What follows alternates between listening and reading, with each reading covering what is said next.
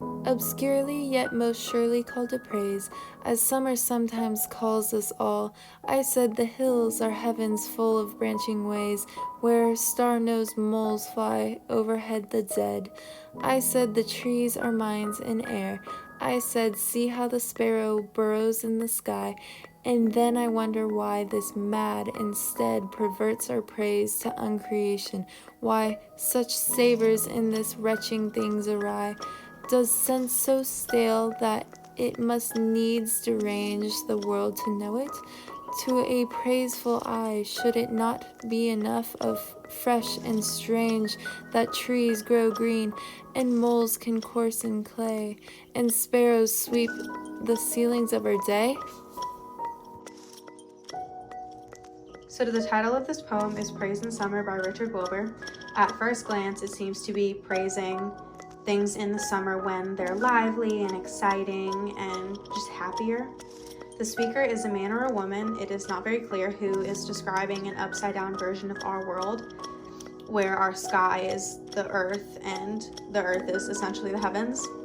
So a paraphrase of this poem is, why do we feel the need to describe things in such extravagant ways in lieu of simply describing them as they are?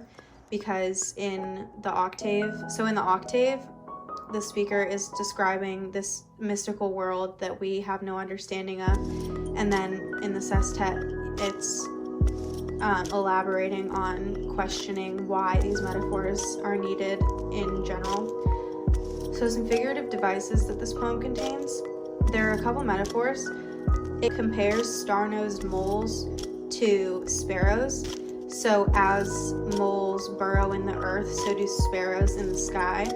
But it switches the wording, so it says star-nosed moles fly and sparrow burrows, making you think that the sky is looked at as like dirt that you can walk on that can be burrowed in. And trees are also compared with mine shafts, like how we go down into our earth through mine shafts. People can go down into the heavens through tree branches if the world is upside down, as the poem says it is.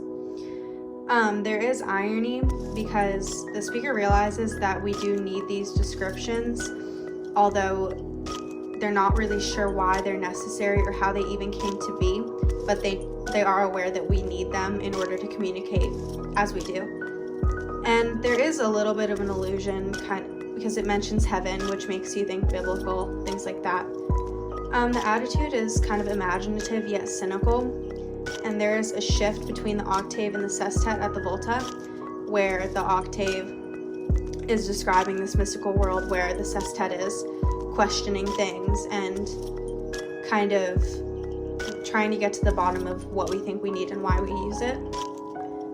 At re-examination, the title is kind of praising the use of these metaphors to things in summer as kind of like guides to what we actually use them for and how best they describe what is the actual meaning of like what we're trying to talk about. And I think the theme is some things that may be viewed as trivial may also play an essential role in a society's communication patterns.